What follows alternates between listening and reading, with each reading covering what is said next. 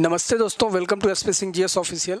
आज हम लोग एक इम्पॉर्टेंट टॉपिक कवर करेंगे, पॉलिटी का। CAG, controller auditor general, polity का बहुत इंपॉर्टेंट टॉपिक है। एग्जाम में अक्सर इससे क्वेश्चंस आते हैं। ठीक है, तो आज हम शुरू करते हैं ये। देखिए, सीएजी की सबसे पहले ऑफिस ऑफ सीएजी बना था भारत में 1858 में। याद करिए, ये वही वर्ष है ब्रिटिश क्राउन को सौंप दिया गया था शासन कंपनी के हाथों से। ये वही वर्ष है ना। 1857 में क्रांति घटित हुई थी, 1857 की प्रथम स्वतंत्रता संग्राम। उसी के बाद से कंपनी के हाथों से, सरकार के हाथों, ब्रिटिश गवर्नमेंट के हाथों शासन को सौंप दिया गया 1858 में, जिस समय लॉर्ड कैनिंग वहाँ का भारत का गवर्नर जनरल हुआ करता था। तो ये उसी वर्ष, जैसे ही ब्रिटिश के हाथों शासन सौंपा गया, उसी वर्ष सीएजी की पद की भी स्थापना की गई। ठीक है, लेकिन 1860 में सबसे पहला जो सीएजी मतलब ऑडिटर जनरल के बनाया गया, वो एडवर्ड ड्रमंड थे।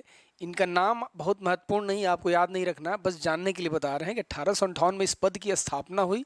ऑफिस ऑफ सीएजी का गठन हुआ 1858 में, और 1860 में पहला ऑडिटर जनरल नियुक्त किया गया। उसके बाद 1884 में एक सीएजी पद, जो फॉर्मल आज हम जिसे कंट्रोलर ऑडिटर जनरल कहते हैं, उसके नाम से इसका गठन किया गया। पहले सिर्फ इसको ऑडिटर जनरल की भूमिका में रहता था, लेकिन बाद में इसका नाम सीएजी कर दिया गया। जो आज मौजूदा नाम है वो 1884 में नियंत्रक और महालेखा परीक्षक मतलब सीएजी के रूप में कब अस्तित्व में आया? 1884 में। उसके बाद गवर्नमेंट ऑफ इंडिया एक्ट 9 के तहत इसको एक संवैधानिक दर्जा दे दिया गया, मतलब इसको कॉन्स्टिट्यूशनल बॉडी बना दिया गया। किसको? सीएजी को, कंट्रोलर ऑडिटर जनरल को सरकार के नियंत्रण से मुक्त कर दिया गया, एक संवैधानिक संस्था बना दिया गया। जैसे कि सुप्रीम कोर्ट होता है, इलेक्शन कमीशन होता है, उस तरह का इसका दर्जा दे दिया गया सीएजी का। फिर 1935 का भारत शासन अधिनियम आया, गवर्नमेंट ऑफ इंडिया एक्ट 1935 का। इसमें इसके पावर को और बढ़ा दिया गया, इसकी शक्तियों में और इजाफा की गई। इसमें पहले जो सिर्फ केंद्र सरकार का ऑडिटिंग करता था, वो उससे बढ़ा करके, उसको और एक्सटेंड करके, जो भी प्रांत थे, जो भी स्टेट्स थे, प्रोविंसेस थे, उनकी भी ऑडिटिंग करने की शक्ति दे दी गई सीएजी को। तो इस तरह से इसका संवैधानिक विकास हुआ 1858 से 60 में, 1919 में भारत शासन अधिनियम के अंतर्गत, फिर 1935 में।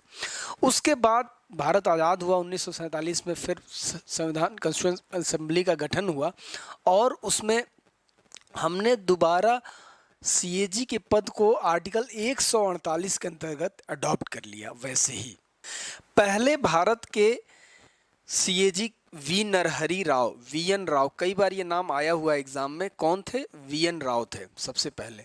और अभी मौजूदा गिरीश चंद्र मुर्मू इस समय सीएजी हैं, कंट्रोलर ऑडिटर जनरल। ये गुजरात कैडर के आईएएस ऑफिसर रह चुके हैं। 1958 में सीएजी के क्षेत्राधिकार में और इजाफा किया गया, और जम्मू एंड कश्मीर को इसके अंतर्गत ला दिया गया। किसके? सीएजी के अंतर्गत। मतलब 58 तक सीएजी जम्मू एंड कश्मीर की ऑडिटिंग नहीं करता था। 1958 के बाद ये जम्मू एंड कश्मीर भी इसके अधिकार क्षेत्र में आ गया। अब सीएजी के बारे में कुछ महत्वपूर्ण बातें जान लीजिए कि 148 के अंतर्गत इसका गठन होता है सीएजी का, और इसका गठन, इसका अपॉइंटमेंट किसके द्वारा किया जाता है? प्रेसिडेंट द्वारा किया जाता है, और ये संसद के प्रति उत्तरदायी होता है। कुछ महत्वपूर्ण बातें ये हैं। और इस पद के महत्व को आप इस तरह से समझ सकते हैं कि इस पद के महत्व के बारे में डॉक्टर भीमराव अंबेडकर ने कहा है कि ये गवर्नमेंट ऑफ इंडिया के अंतर्गत या भारतीय संविधान के अंतर्गत सबसे महत्वपूर्ण अधिकारी अगर कोई है तो वो सीएजी है। ऐसा कहते हैं डॉक्टर भीमराव अंबेडकर।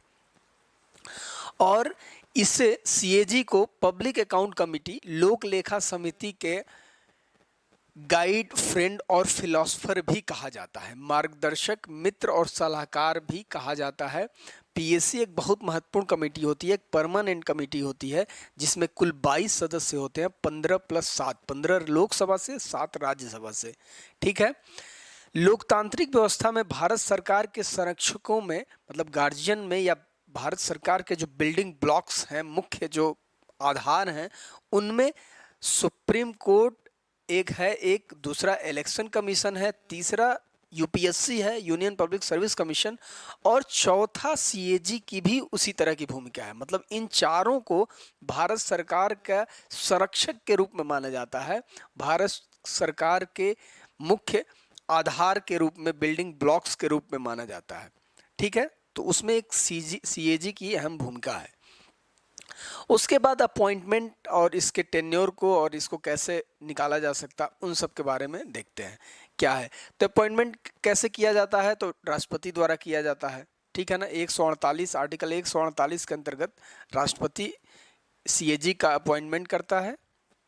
उसके बाद इनका टेन्योर है 6 वर्ष या 65 वर्ष, जो भी पहले है। इनके हटाने की प्रक्रिया क्या है, तो प्रक्रिया इनको हटाने की वही है जो सुप्रीम कोर्ट के न्यायाधीश को, सुप्रीम कोर्ट के जज को हटाने की जो प्रक्रिया है, वही उसी ग्राउंड पे इन्हें भी हटाया जा सकता है, वही प्रोसेस है।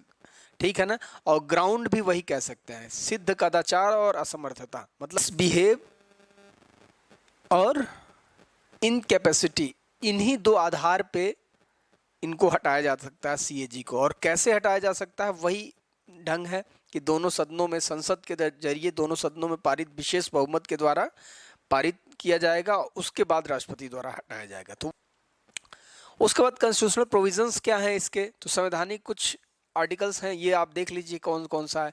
148 के तहत अभी हमने बात की, इनकी नियुक्ति, शपथ और सेवा से संबंधित सारी डिस्क्रिप्शन किस में दिया हुआ, 148 में दिया हुआ है। 149 में सीएजी के कर्तव्य और शक्तियों से संबंधित सारी डिस्क्रिप्शन है, और इसी में ये भी दिया हुआ है कि संसद को अधिकार दिया गया है कि वो इनके कार्यों को डिसाइड करने के लिए कोई भी कानून इससे संबंधित प्रावधान कर सकता है। ठीक है ना, 149 में दिया हुआ। और 151 क्या है, 151 ये कहता है कि सीएजी राष्ट्रपति को अपनी ऑडिटिंग की जो रिपोर्ट होगी वो सीएजी किसको प्रस्तुत करेगा, राष्ट्रपति को करेगा, और राष्ट्रपति संसद में, संसद के दोनों पटलों पर रखवाएंगे। वैसे ही 151 में ही एक और प्रोविजन है कि राज्यों के केस में, केंद्र के केस में तो राष्ट्रपति को प्रोड्यूस करेगा रिपोर्ट, लेकिन राज्यों के लिए जो भी रिपोर्ट ऑडिटिंग की तैयार होगी वो राज्यपाल को प्रस्तुत की जाएगी, और वो विधानमंडल के समक्ष राज्यपाल रखवाएगा। तो ये 151 में दोनों चीजें दी हुई हैं।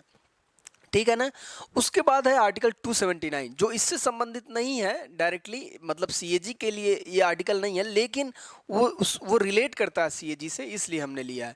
आर्टिकल 279 बहुत इंपॉर्टेंट है, ये बताता है शुद्ध आय की गणना सीएजी द्वारा ही प्रमाणित की जाएगी, और इसी का प्रमाण पत्र अंतिम माना जाएगा। इसका मतलब क्या हुआ, जैसे कि इसको एग्जाम्पल से समझिए कि मान लीजिए टोटल टैक्स कलेक्शन हो रहा है, अगर हुआ है, एग्जाम्पल के लिए ले लीजिए कि 10,000 करोड़ रुपए हो गया टोटल टैक्स कलेक्शन, तो इस 10,000 करोड़ को इकट्ठा करने के लिए उसके पीछे पूरा सिस्टम होगा ना, उसके लोग होंगे, रिसोर्सेज इसमें लगेंगे, इसको कलेक्ट करने के लिए ऑफिसर्स नियुक्त किए जाएंगे, तो बड़े सारे खर्चे भी होंगे। तो मान लीजिए इसमें अगर 1,000 करोड़, एग्जाम्पल के लिए ले रहे हैं, 1,000 करोड़ तो नहीं होगा, लेकिन एग्जाम्पल के लिए थोड़ा आसानी हो कैलकुलेशन में, तो 1,000 करोड़ मान लीजिए इसको कलेक्ट करने में खर्च हो गया, तो कुल कितना बचा, 9,000 करोड़ ही बेसिकली देखा जाए अगर इफेक्टिव कलेक्शन, तो इतना ही हुआ। तो इसको जो वेरीफाई करेगा वो फाइनल अथॉरिटी कौन है, सीएजी इसको प्रमाणित करेगा कि ये हुई शुद्ध आय 9,000 करोड़। तो ये कौन बताएगा, ये प्रमाणित कौन करेगा, तो ये सीएजी का काम है। तो ये आर्टिकल 279 में दिया हुआ है, ये इससे संबंधित आर्टिकल्स में नहीं दिया हुआ है, क्योंकि इससे संबंधित आर्टिकल 148 से लेकर के 151 तक में सारे प्रावधान है सीएजी के संबंधित। ठीक है ना, उसके बाद तीसरी अनुसूची है, थर्ड शेड्यूल, उसमें इससे संबंधित जो भी शपथ लेने संबंधित प्रावधान है वो किस में दिया हुआ, आर्टिकल शेड्यूल थर्ड में दिया हुआ, अनुसूची 3 में। आप जैसा कि हम जानते हैं सब लोग कि शेड्यूल 3 में ही जो भी महत्वपूर्ण भारत के पद हैं, जैसे कि प्राइम मिनिस्टर हो गए, लोकसभा अध्यक्ष हो गए, सुप्रीम कोर्ट के जज हो गए, इस तरह के जो भी महत्वपूर्ण पद हैं उनके पदभार के समय जो शपथ लिया जाता है उससे संबंधित सारे डिस्क्रिप्शन शेड्यूल थर्ड में दिया हुआ है। तो उसी तरीके से इसका भी उसी सीएजी का भी इसी में दिया हुआ है, ठीक है ना, शेड्यूल 3 में ही। उसके बाद इसकी कर्तव्य और शक्तियां भी देख लेते हैं, कर्तव्य क्या क्या हैं, इसके ड्यूटीज क्या हैं, पावर क्या है। तो आर्टिकल 149 में जैसा कि हमने अभी बात किया था कि इसको अधिकार है, इसको अधिकार प्राप्त है किसको, संसद को, कि कोई भी कानून बना सकता है इसको कार्य डिसाइड करने के लिए कि क्या कार्य है इसका सीएजी का। तो उसी आधार पे 1976 में एक अधिनियम पारित हुआ, मतलब एक कानून बना सीएजी 1976 में। और उसमें क्या किया गया, एक बहुत महत्वपूर्ण डिसीजन लिया गया। उसमें जो पहले सीएजी का काम अकाउंटिंग एंड ऑडिटिंग बोथ, ये दोनों काम था सीएजी का, जो कि घटा करके सिर्फ 1976 के से अब बस सीएजी यही काम करता है, ऑडिटिंग करता है, अकाउंटिंग अब नहीं करता है। अकाउंटिंग ऑडिटिंग में डिफरेंस क्या है, देखिए अकाउंटिंग मतलब सिंपल आप समझ सकते हैं कि अकाउंटिंग मतलब ये हो गया कि भाई कितना आया कितना गया, इस सब चीज़ों का एक डिटेल, एक मतलब वेल डॉक्यूमेंटेड चीज़ है, उसमें सारा दिया हुआ कितना आया कितना गया, ये सारी चीज़ें उसमें मेंटेन है। ऑडिटिंग थोड़ा सा गहरा हो गया, ये चीज़ ऑडिटिंग क्या करती है, इसको वेरीफाई करेगी, जस्टिफाई करेगी कि हाँ भाई कैसे हुआ क्या हुआ, इस मतलब ये ऑडिटिंग में इसके जस्टिफिकेशन का एक प्रोसेस है कि हाँ ये सही है कि नहीं है अकाउंटिंग। तो ये काम सिर्फ ऑडिटिंग का ही काम रह गया है 1976 के बाद, जब अमेंडमेंट कर दिया गया एक अधिनियम पारित करने के बाद, ठीक है ना, एक बात। दूसरी बात, अकाउंटिंग और ऑडिटिंग आज भी राज्यों का जो भी अकाउंटिंग ऑडिटिंग दोनों काम सीएजी करता है, लेकिन केंद्र के लिए सिर्फ ऑडिटिंग करता है और राज्यों के लिए अभी भी ये दोनों है, ठीक है ना। तो ये हुआ 1976 में एक कानून बना करके। उसके बाद पीएससी का भी हमने बात किया था, पब्लिक अकाउंट कमेटी के मार्गदर्शक मित्र और सलाहकार, ठीक है ना, फ्रेंड फिलोसफर और गाइड की भूमिका में ये काम करता है। ये कई बार एग्जाम में आया हुआ है, इसलिए मैंने इसको एक दो बार हर स्लाइड में डाल दिया है, ठीक है। तो ये पब्लिक अकाउंट कमेटी के फिलोसफर, फ्रेंड और गाइड की तरह काम करता है। और सीएजी का क्या काम है, सीएजी का काम ये है कि केंद्र और राज्य सरकार से संबंधित सारे वित्तीय और लेखा मामलों का परीक्षण करेगा, मतलब ऑडिटिंग करेगा, एक तो ये हो गया। दूसरा, केंद्र और राज्य सरकार का कोई भी पब्लिक यूनिट है उन सभी का ऑडिटिंग कौन करेगा, यही करेगा, सीएजी करेगा। उसकी पब्लिक, चाहे स्टेट गवर्नमेंट का कोई फर्म हो या सेंट्रल गवर्नमेंट का कोई पब्लिक सेक्टर यूनिट हो, तो इस सबका काम ऑडिटिंग सीएजी द्वारा ही किया जाएगा, ठीक है ना।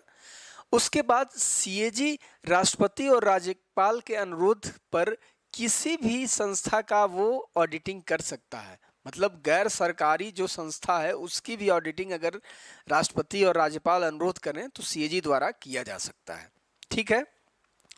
केंद्र सरकार के लेखा परीक्षण की रिपोर्ट जो भी होगी वो राष्ट्रपति को प्रस्तुत करेगा सीएजी, और ये राष्ट्रपति क्या करेंगे, राष्ट्रपति इसे संसद में उसको प्रस्तुत कराएंगे, ठीक है ना, अपने सांसदों के माध्यम से, ठीक है। उसके बाद ऐसे ही राज्य सरकार का जो लेखा परीक्षण होगा वो सीएजी किसको देगा, वो राज्यपाल को देगा, और राज्यपाल क्या करेंगे, वो विधानमंडल में इसे प्रस्तुत कराएंगे। तो यही उनका मुख्य कार्य है और शक्तियां हैं। अब सीएजी की स्वायत्तता बहुत महत्वपूर्ण है। अब कैसे सीएजी की स्वायत्तता कैसे मेंटेन की गई, संविधान में किस तरह की व्यवस्था की गई है कि सीएजी एक इंडिपेंडेंट संस्था बनी रहे, तो उसको इसकी स्वतंत्रता सुनिश्चित करने के लिए कुछ इस तरह की बातें हैं, इसमें आप देख लीजिए एक बार। पहली बात तो यही है कि भाई सीएजी का टेन्योर फिक्स किया गया है कि 6 वर्ष और 65 वर्ष की आयु तक होगा, मतलब दोनों में से जो भी पहले। तो इसकी वजह से भी इसको एक स्वायत्तता मिल गई। ऐसा नहीं होगा कि हाँ भाई हर 2 वर्ष में आप चेंज कर सकते हैं, तो ये 6 वर्ष या 65 साल तक के लिए बिल्कुल फिक्स हो गया सीएजी। दूसरा, राष्ट्रपति द्वारा केवल संविधान में दर्ज प्रक्रिया के अनुसार ही हटाया जा सकता है, ये ध्यान देने वाली बात है, क्योंकि अब ऐसा नहीं है कि आप किसी भी ढंग से सीएजी को हटा सकते हैं। सीएजी उसी तरह से हटाया जाएगा जो सुप्रीम कोर्ट के जजेस को जिस ढंग से हटाया जा सकता है। तो बेसिकली समझेंगे तो सीएजी को आप हटा नहीं सकते हैं, तो ये भी इसकी वजह से भी वो स्वायत्त है बिल्कुल। उसके बाद अगर इससे सेवानिवृत्त हो गया, रिटायर हो गया, इस्तीफा दे दिया सीएजी, तो किसी भी कार्यालय का वो पदभार ग्रहण नहीं कर सकता, ठीक है ना। तो ये भी ध्यान देने वाली बात है कि ऐसा नहीं है कि वो कहीं किसी भारत सरकार या स्टेट गवर्नमेंट के अंदर किसी भी कोई भी जॉब में वो नहीं रह सकता, किसी भी सरकारी पद पे वो नहीं बना रह सकता। सीएजी भारत सरकार में लोकतांत्रिक व्यवस्था की एक बहुत महत्वपूर्ण कड़ी है। अभी हमने इसके पहले जो बात की थी, चूंकि हम कैग की स्वायत्तता की बात कर रहे हैं, इसलिए वो दोबारा हमको वो पॉइंट बताना होगा।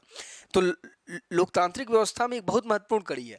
वैसे ही जैसे कि सर्वोच्च न्यायालय है, ठीक है ना, सुप्रीम कोर्ट है, इलेक्शन कमीशन है और यूपीएससी है, यूनियन पब्लिक सर्विस कमीशन है, उसी तरह से चौथा स्तंभ कौन है? सीएजी है, उसी तरह के संवैधानिक संस्था।